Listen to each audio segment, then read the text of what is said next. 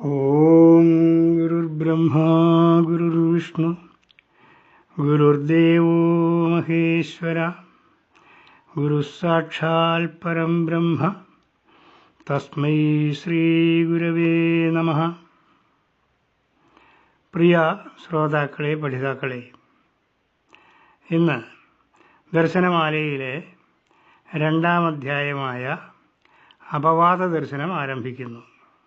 അതിലെ 1-ാമത്തെ ശ്ലോകം: ചൈതന്യാദാഗതം സ്ഥൂലസൂക്ഷ്മാത്മകമിദം ജഗത് അസ്ഥി ചേത് സത്ഖനം സർവം നാസ്തി ചേദസ്തി ചിത്ഖനം.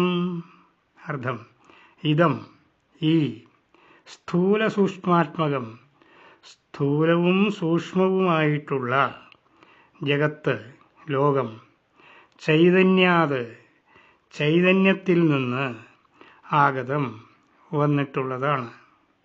ഇദം അസ്ഥി ചേത്, ഇത് ഉള്ളതാണെങ്കിൽ, സത്ഖനം, സത്ത ഖനീഭവിച്ചതാണ്. ഇദം സർവം, ഇത് മുഴുവനും, നാസ്തി ചേത്, ഇല്ലാത്തതാണെങ്കിൽ, ചിത്ഖനം, ചിത്ത് ഖനീഭവിച്ചതാണ്. ജഗത്ത് എന്ന വാക്കിന് ഗമിക്കുന്നത്, പോകുന്നത്, പ്രളയകാലത്ത് നശിച്ചു പോകുന്നത് എന്നൊക്കെയാണ് അർത്ഥം. ലോകം പ്രളയകാലത്ത് നശിച്ചു പോകുന്നതായതുകൊണ്ട് ലോകത്തിന് ജഗത്ത് എന്ന പേര് വന്നു. ജഗത്ത് എന്ന വാക്കിലെ 3 അക്ഷരങ്ങളെ പ്രത്യേകം തിരിച്ച് ജ, ജായതേ, ജനിക്കുന്നത്; ഗ, ഗച്ഛതി, പോകുന്നത്; ത, തിഷ്ഠതി, ഇരിക്കുന്നു എന്നിങ്ങനെ ജനിക്കുകയും കുറച്ചു നാൾ ഇരിക്കുകയും പിന്നെ നശിക്കുകയും ചെയ്യുന്ന വസ്തുവെന്നും ചിലർ വ്യാഖ്യാനിച്ച് കേട്ടിട്ടുണ്ട്. ലോകത്തിൻ്റെ സ്ഥിതി അങ്ങനെ ആയതുകൊണ്ട് അതും ശരിയെന്ന് വയ്ക്കാം. ഈ ലോകം ചൈതന്യത്തിൽ നിന്ന് വന്നതാണെന്നും ഇതെല്ലാം ഉള്ളതാണെങ്കിൽ സത്ത ഘനീഭവിച്ചുണ്ടായതാണ് എന്നും ഇതെല്ലാം ഇല്ലാത്തതാണ് എങ്കിൽ ആ ചൈതന്യത്തിൻ്റെ ചിത്ത് ഘനീഭവിച്ച് ഉണ്ടായിട്ടുള്ളത് ആണ് എന്നും ആണ് പറയുന്നത്. ഈ സത്തും ചിത്തും എന്താണ്? സത്ത് എന്ന വാക്കിന് എല്ലായിടത്തും എപ്പോഴും വ്യാപിച്ചിരിക്കുന്നത് ഉണ്മ എന്നർത്ഥം. ചിത്ത് എന്നതിന് ചേതന, ബുദ്ധി, ജ്ഞാനം, പ്രകാശിപ്പിക്കുന്നത് എന്നെല്ലാം അർത്ഥം. ബ്രഹ്മത്തിന് സച്ചിദാനന്ദം എന്നാണല്ലോ പറയുന്നത്. സത്തും ചിത്തും ആനന്ദവും ചേർന്നതാണ് ബ്രഹ്മം. സത്ത് എന്നാൽ യഥാർത്ഥത്തിൽ ഉള്ളതും സർവത്ര നിറഞ്ഞതും ആണ് ബ്രഹ്മം. ഉണ്മ ഉണ്ട് എന്ന അവസ്ഥയാണ്. അതും ബ്രഹ്മത്തിൻ്റെ ഗുണമാണ്. ചിത്ത് എന്ന ശബ്ദത്തിന് ചൈതന്യം, ബുദ്ധി, ജ്ഞാനം, പ്രകാശിക്കുന്നത് എന്നെല്ലാം അർത്ഥമുണ്ട്. ചിലപ്പോഴൊക്കെ ആത്മാവിനെ സംബന്ധിച്ചും പറയുമ്പോഴും മനസ്സിനെ പറ്റി പറയുമ്പോഴും ചിത്ത് എന്ന് പറയാറുണ്ട്. ബ്രഹ്മത്തിലെ ചിത്ത് ചൈതന്യം, ജ്ഞാനം എന്നീ ഗുണങ്ങളോട് കൂടിയതാണ്. ഈ ലോകത്തെ സംബന്ധിച്ച് പറയുമ്പോൾ അദ്വൈതവാദികൾ ഒഴിച്ച് മറ്റുള്ളവരെല്ലാം ഇത് ഉള്ളത് തന്നെ എന്ന വിശ്വാസക്കാരാണ്. ഭാരതത്തിൽ ബുദ്ധമതത്തിൻ്റെ അധഃപതനത്തിന് ശേഷം ഹിന്ദുമതത്തിൻ്റെ മഹത്വത്തെ ഉയർത്തിപ്പിടിച്ച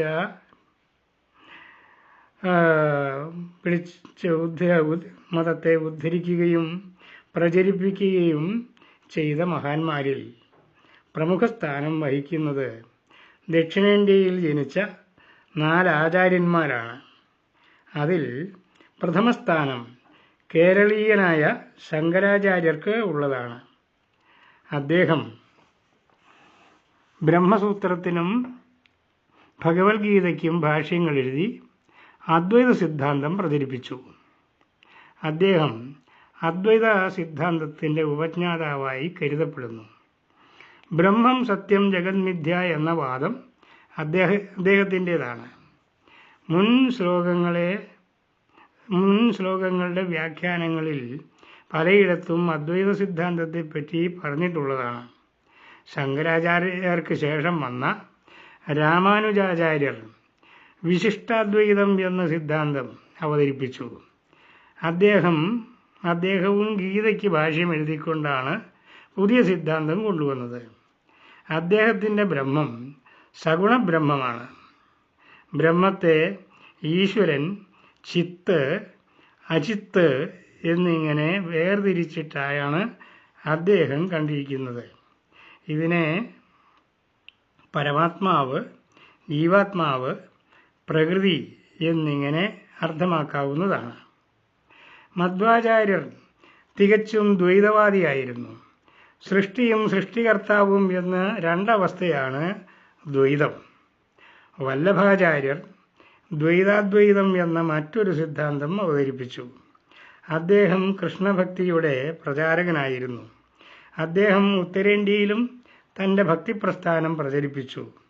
ഹിന്ദിയിലെ പ്രശസ്ത ഭക്തകവിയായ സൂരദാസ് അദ്ദേഹത്തിൻ്റെ ശിഷ്യപരമ്പരയിൽപ്പെട്ട ഒരാളായിരുന്നു. രാമാനുജാചാര്യാദികളായ എല്ലാവരും ശങ്കരാചാര്യരുടെ അദ്വൈത വേദാന്തത്തെ എതിർക്കുന്നവരായിരുന്നു. ഇവരെല്ലാം തത്വചിന്തയുടെ കാര്യത്തിൽ ശങ്കരനേക്കാൾ വളരെ താഴ്ന്ന നിലവാരത്തിൽ ഉള്ളവരായിരുന്നു. ഇവർ ശങ്കരാചാര്യരുടെ അദ്വൈത വേദാന്തം ഗ്രഹിക്കുന്നതിൽ പരാജിതരായിരുന്നു എന്ന് പറയുന്നതായിരിക്കും ശരി. ശങ്കരാചാര്യരുടെ അദ്വൈത വേദാന്തം സാധാരണക്കാർക്ക് ദുർഗ്രാഹ്യം ആയിരുന്നതിനാൽ അത് കേവലം ബുദ്ധിജീവികളിൽ മാത്രം പ്രചരിച്ചപ്പോൾ വല്ലഭാചാര്യൻ മുതലായവരുടെ ദ്വൈത സിദ്ധാന്തം കൃഷ്ണഭക്തി, ശിവഭക്തി എന്നീ രൂപങ്ങളിൽ ജനങ്ങളിൽ പ്രചാരം നേടി. ശങ്കരാചാര്യർക്ക് ശേഷം ശ്രീനാരായണ ഗുരുദേവനിലൂടെയാണ് അദ്വൈത സിദ്ധാന്തം പുനർജീവിപ്പിക്കപ്പെട്ടത്. ഗുരുദേവകൃതികളുടെ സാരല്യവും ആഴിയും തിരയും കാറ്റും പോലെയുള്ള ആകർഷണീയമായ ഉദാഹരണങ്ങളും സകലതുമുള്ളത് തന്നെ എന്നു തുടങ്ങിയ പ്രസ്താവനകളും ശങ്കരന്റെ വേദാന്തത്തെക്കാൾ ജനങ്ങളെ ആകർഷിക്കുന്നതും പഠിതാക്കൾക്ക് എളുപ്പം മനസ്സിലാക്കാൻ സഹായിക്കുന്നതുമാണ്. ഗുരു ഭാരതീയ ദർശനശാസ്ത്രത്തിൻ്റെ പുനരുദ്ധാരകനായി പരിലസിക്കുന്നു. ഗുരുവിൻ്റെ കൃതികളിലൂടെ അദ്വൈതം എല്ലാവർക്കും ഗ്രഹിക്കാവുന്ന അവസ്ഥയെ പ്രാപിച്ചിരിക്കുന്നു. ഈ കൃതി തന്നെ അതിനുള്ള ഒരു ഉദാഹരണമാണ്. ഗുരു പറയുന്നു, ഈ കാണുന്നതെല്ലാം ബ്രഹ്മത്തിൻ്റെ സത്തഘനീഭവിച്ച രൂപം ധരിച്ചു നിൽക്കുന്നതാകയാൽ ഇത് ഉള്ളതാണെന്നും പറയാം. അതും ശരിയാണ്. എന്നാൽ താത്വികമായി ചിന്തിക്കുമ്പോൾ എല്ലാം മനോമയമാണ്. ഈ മനസ്സാകട്ടെ ബ്രഹ്മത്തിൻ്റെ ചിത്സ്വരൂപത്താൽ പ്രകാശിക്കുന്നതുമാണ്. മനസ്സ് നിത്യവും സത്യവും അല്ലാത്ത പ്രകൃതിയുടെ ഭാഗമാകയാൽ അതിൽ പ്രകാശിതമായിരിക്കുന്ന ഈ പ്രപഞ്ചം ഇല്ലാത്തത് ആണ് എന്നും പറയാം. ഇവിടെയും ചില സംശയങ്ങൾക്ക് സാധ്യതയുണ്ട്. സച്ചിദാനന്ദമായ ബ്രഹ്മത്തിൽ നിന്ന് അതിലെ ചിത്തും ആനന്ദവും മാറ്റി നിർത്തി സത്തയെ മാത്രം എടുത്ത് പ്രപഞ്ചമാക്കാൻ പറ്റുമോ? സത്ത മാറിയാൽ ബാക്കി രണ്ട് ഭാഗം മാത്രമുള്ള അവസ്ഥയിൽ അത് ബ്രഹ്മമാകുമോ? ഉദാഹരണത്തിന് 2 ഹൈഡ്രജനും 1 ഓക്സിജനും ചേർന്നുണ്ടായ ജലതന്മാത്രയിൽ നിന്ന് ഒരു ഹൈഡ്രജനെ എടുത്തു മാറ്റിയാൽ പിന്നെ അത് ജലമായിരിക്കുമോ? സത്ത നഷ്ടപ്പെട്ട ചിത്തിൽ ആനന്ദം നിലനിൽക്കുമോ? ഉത്തരം ഇപ്രകാരമാണ്. ബ്രഹ്മത്തിൽ നാം പ്രപഞ്ചത്തെ കാണുന്നത് മങ്ങിയ വെളിച്ചത്തിൽ കയറിൽ പാമ്പിൻ്റെ രൂപം കണ്ടതുപോലെയാണ്. കണ്ടത് കയറിനെ തന്നെയാണ്. വെളിച്ചത്തിൻ്റെ കുറവും മനസ്സിലുണ്ടായ പാമ്പിൻ്റെ സ്മരണയും ചേർന്ന് കയറിനെ പാമ്പാണെന്ന് തെറ്റിദ്ധരിച്ചു എന്നുള്ളതാണ് യാഥാർത്ഥ്യം. ഒന്നുമില്ലാത്ത ശൂന്യതയിലല്ല ഈ കാഴ്ച. അത് അവിടെ ഒരു വസ്തു ഉണ്ടായിരുന്നു, അതിനെയാണ് കണ്ടത്. പക്ഷേ കാഴ്ച ഉണ്ടാക്കിയ വസ്തു ഉള്ളതുപോലെ കാണാതെ സ്വന്തം സങ്കല്പം കൊണ്ട് മറ്റൊരു രൂപം ഉണ്ടാക്കി കാണുകയാണ് ചെയ്തത്. ഇതുപോലെ അവിദ്യയാകുന്ന ഇരുട്ടും അവിദ്യയാകുന്ന പ്രപഞ്ചരൂപം സത്യമാണ് എന്ന ധാരണയും ചേർന്ന് ബ്രഹ്മത്തെ പ്രപഞ്ചമായി ദർശിക്കുകയാണ് ചെയ്യുന്നത്. യഥാർത്ഥ സംഗതി അങ്ങനെയാണ്. ബ്രഹ്മമാകുന്ന സത്സ്വരൂപം തന്നെയാണ് മിഥ്യയായ നാമരൂപങ്ങളായിട്ടാണെങ്കിലും നാം കാണുന്നത്.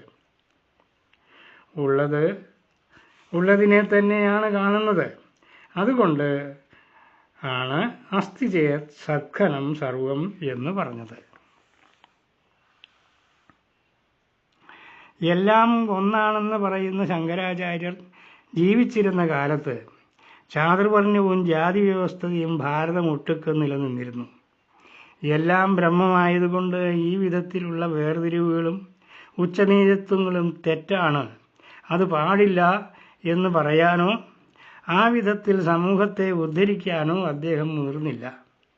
അദ്ദേഹത്തിൻ്റെ ദൃഷ്ടിയിൽ സത്യത്തിന് രണ്ട് രൂപമുണ്ട്. ഒന്ന് പാരമാർത്ഥിക സത്യം, രണ്ട് വ്യാവഹാരിക സത്യം. അതായത് ലോകം മായയാണ് എന്ന് പറയുമ്പോൾ അത് തികച്ചും സത്യമാണ്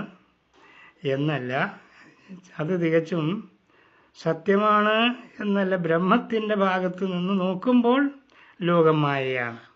എന്നാൽ ലൗകിക ജീവിതത്തിൻ്റെ ഭാഗത്ത് നിന്ന് നോക്കുമ്പോൾ ലോകം മായയല്ല, യഥാർത്ഥമാണ്. ലോകം മായയാണ് എന്നത് പാരമാർത്ഥികമായ സത്യവും ലോകം ഉള്ള വസ്തുവാണ് എന്നുള്ളത് വ്യാവഹാരിക സത്യവുമാണ്.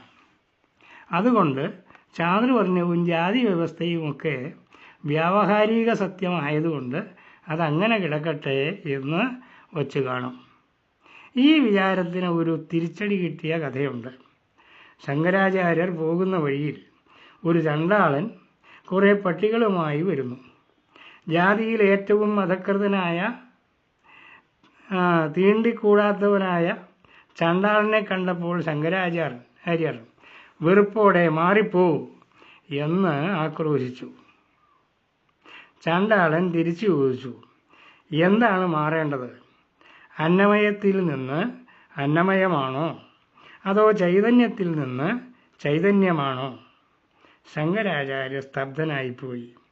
പറഞ്ഞതിൻ്റെ അർത്ഥം, നിന്റെ ദേഹവും എൻ്റെ ദേഹവും രണ്ടും അന്നമയമാണ്, രണ്ടിലും ഇരിക്കുന്നത് ഒരേ ചൈതന്യവുമാണ്, രണ്ടും തമ്മിലെന്താ ഭേദം?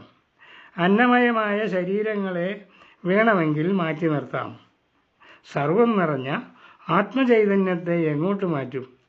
അതില്ലാത്ത ഒരു സ്ഥലം പറഞ്ഞതാ, അവിടേക്ക് മാറ്റാം.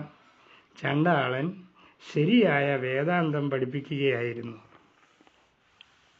ഗുരുദേവൻ വ്യാവഹാരിക തലത്തിലും പാരമാർത്ഥിക സത്യത്തെ കാണാനുള്ള പാഠം ജനങ്ങളെ പഠിപ്പിക്കുകയായിരുന്നു.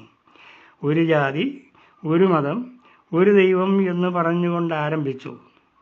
പച്ച മലയാളത്തിൽ എഴുതിയ ദൈവദശകത്തിലൂടെ സൃഷ്ടിയും സൃഷ്ടാവും സൃഷ്ടിജാലവും എല്ലാം ഒന്നാണ് എന്ന് പറഞ്ഞുകൊണ്ട് അദ്വൈതബോധം സാധാരണക്കാരനും പ്രാപ്തമാക്കി. ദർശനമാല ആലുവായിലെ അദ്വൈതാശ്രമത്തിലെ അന്തേവാസികളായ വിവിധ സമുദായങ്ങളിൽ ജനിച്ച കുട്ടികളെ പഠിപ്പിക്കാൻ അദ്ദേഹം അവിടെ സ്ഥാപിച്ച സംസ്കൃത വിദ്യാലയത്തിലേക്കുള്ള ഒരു പാഠപുസ്തകമായിട്ടാണ് രചിച്ചിട്ടുള്ളത് എന്നോർക്കണം. ഇവിടെ ലോകത്തിൻ്റെ നിജസ്ഥിതി അദ്ദേഹം വ്യക്തമാക്കുന്നു. പ്രപഞ്ചത്തെ ബ്രഹ്മമായിട്ട് കാണണമെങ്കിൽ കണ്ടോളൂ, ഇത് ഉള്ള വസ്തു തന്നെയാണ്. ബ്രഹ്മം പ്രപഞ്ചരൂപം ധരിച്ച് നിൽക്കുകയാണ്. എന്നാൽ ഇത് ബ്രഹ്മത്തിലുള്ള ചിത്സ്വരൂപത്തിലുണ്ടായ സങ്കല്പമാണ്. പ്രപഞ്ചസങ്കല്പം ചിത്തിലുണ്ടായ സങ്കല്പമാണെങ്കിൽ പ്രപഞ്ചം പുറമേ എങ്ങും ഉള്ളതല്ല, സങ്കല്പം ഉണ്ടായത് എവിടെയോ അവിടെ തന്നെയാണ്, അത് ബ്രഹ്മത്തിൽ തന്നെയാണ്. സങ്കല്പം വസ്തുവല്ലാത്തതിനാൽ പ്രപഞ്ചവും വസ്തുവല്ല. അത് ചിത്ഘനമാണ്. അതാണ് നാസ്തി ചെയ്ത ചിത്ഘനം എന്ന് പറഞ്ഞത്.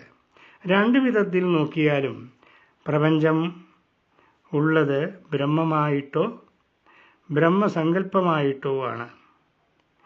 അതിലേതായാലും സൃഷ്ടിക്കപ്പെട്ടതല്ല. അതിനാൽ സൃഷ്ടി ഉണ്ടായിട്ടുമില്ല. അതായത് ജഗത്ത് എന്ന ബ്രഹ്മമല്ലാത്ത മറ്റൊരു വസ്തു ഉള്ളതായി കാണുന്നില്ല.